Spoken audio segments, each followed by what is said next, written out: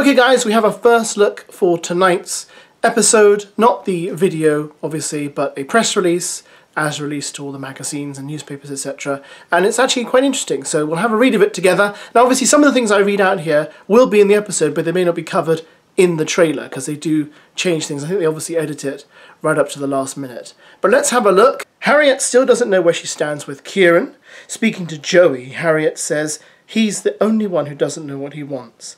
I don't really understand what to do to make his mind up. I don't know where his head's at. Joey says, I think it's quite obvious he likes Nicole, no? Harriet says, well, he hasn't said that to me.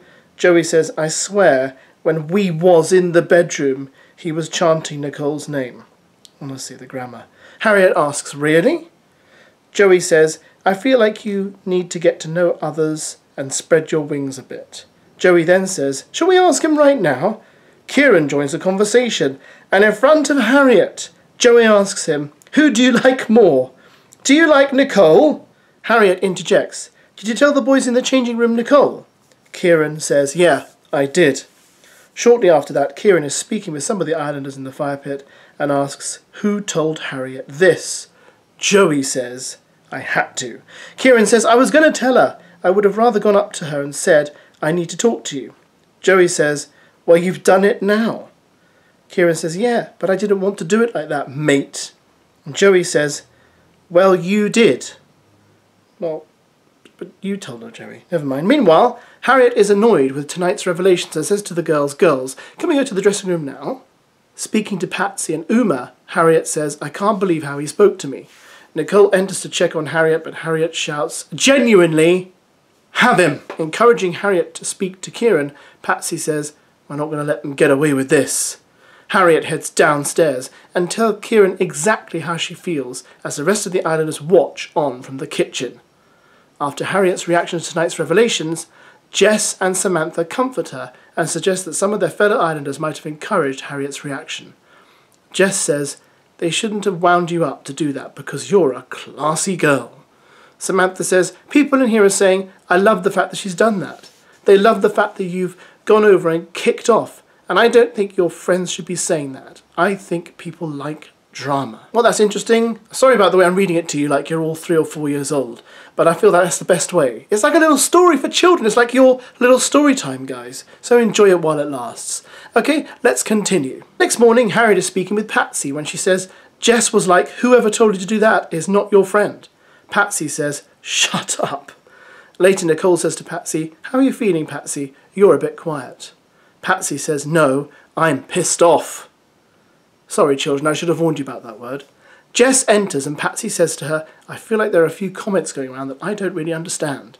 Patsy as, you're going around saying, whoever told you that is not a real friend. Harriet interjects, to be fair, it wasn't just Jess. But how will Jess react to Patsy's comments?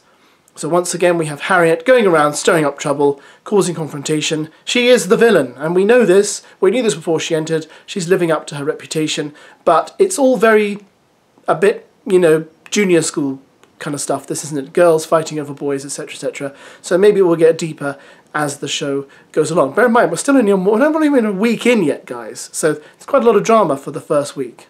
Sean asks Harriet for a chat at the fire pit and says, I wanted to talk to you. I wanted to lay my cards on the table. I think you're gorgeous. Guys, this is Sean. Sean is doing something. You're looking like a mermaid tonight. Oh my God. I feel like you're lost at sea and need some Aquaman to come and save you. I'm not going to claim to be any good at chat. And obviously, I'm married now, so my chat means nothing. But I think as chat goes, that's dreadful. That's dreadful chat. Awful chat. I can't think of a worse thing to do than that. The next day, and following Harriet's tumultuous evening, Sean is keen to cheer Harriet up and makes her a coffee in the morning. Later that day, Joey is having a chat with Harriet on the daybeds, and it appears she actually has eyes for another. Ronnie! Haha! Oh yeah, oh yeah. I knew, listen, Ronnie's going to attract a lot of women, and I think Ronnie is also going to work his magic on MIMII the moment I is out of the picture, I think. But I did say that last night. Uma receives a text which reads, Islanders, tonight there will be a recoupling in which the boys will choose which girl they want to couple up with. Uma, as the newest arrival, you will decide which boy you would like to couple up with first. Hashtag make a move. Uma says, I would like to couple up with this boy because I feel like we have a great connection. We've had a lot to talk about since I came in. Who will Uma decide to couple up with? Once she makes her decision, one by one the boys choose a girl to couple up with until one girl is left single. But the girl left single then receives a text. So, as I said in the title of this video, it's possible that one girl will go home and that text will say you've been dumped from the island. Now, if Uma chooses Joey, we know that Samantha will go home. If Uma chooses Io, we know then MIMII could be going home. And we don't want MIMII to go home. Samantha, I don't mind if she goes home, but MIMII, I do mind if she goes home because I feel like MIMI's got a good story ahead of her on Love Island. However, they could do that thing where they say, you haven't been dumped from the island, but you're now single and therefore vulnerable. That's always their cop-out. Now, obviously, I feel a bit sorry for Sam because Sam was just dumped earlier this week. And he didn't get the, you're now vulnerable, you could be dumped soon thing. He got the, you're out, mate.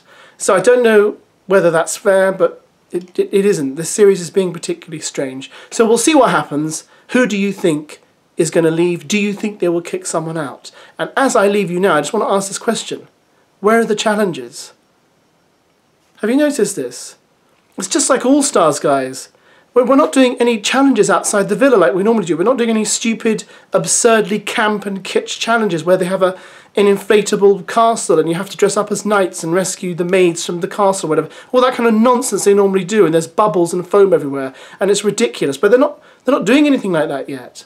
Normally they do that stuff in the first week, but right now it all seems to be confined to the villa, just like All Stars was. And I really hope they're not going to carry on doing this. I hope we're going to get to see some external action, because I do think the challenges help stir the pot a bit, keep the drama going, and also perhaps bring out revelations that we didn't know. Thanks for watching. Catch you later, guys. Goodbye.